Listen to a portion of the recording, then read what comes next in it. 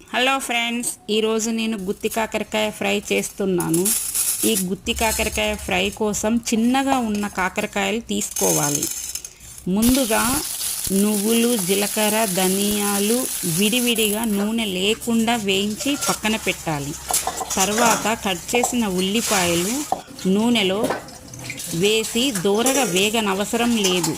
పచ్చి వాసన పోయే వరకు మగ్గనివ్వాలి. అందులోనే కొంచెం చింతపండు కూడా వేయాలి.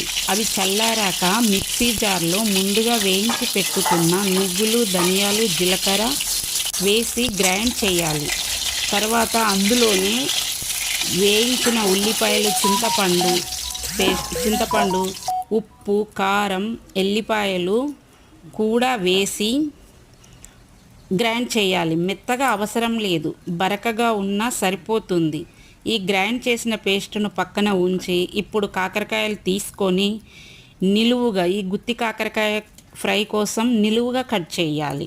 నిలువుగా కట్ చేసి అందులో ఉన్న గింజలు తీసివేసి అదే నూనెలో ఉల్లిపాయలు వేయించిన నూనెలోనే 10-15 నిమిషాలు సిమ్ము మంటలోనే మగ్గనివ్వాలి. కొంచెం అటు ఇటు తిప్పుతూ మంచిగా మొత్తం వేగేలాగా వేయించాలి. తర్వాత చల్లారాక అందులోనే గ్రైండ్ చేసి పెట్టుకున్న పేస్ట్ని, జీలకర్ర, ఉల్లిపాయ, ధనియాలు, ఈ పేస్ట్ని నింపి అందులో ఇంకొక 15 నిమిషాలు సిమ్ము మంటలోనే వేయించాలి. అటు ఇటు తిప్పాలి. కొంచెం మధ్యలో మూత పెట్టుకుంటూ మసాలా పేస్టు వేగేలాగా వేయించాలి. అంతేనండి, ఎంతో టేస్టీగా ఉండే కాకరకాయ ఫ్రై రెడీ. మీరు ఒకసారి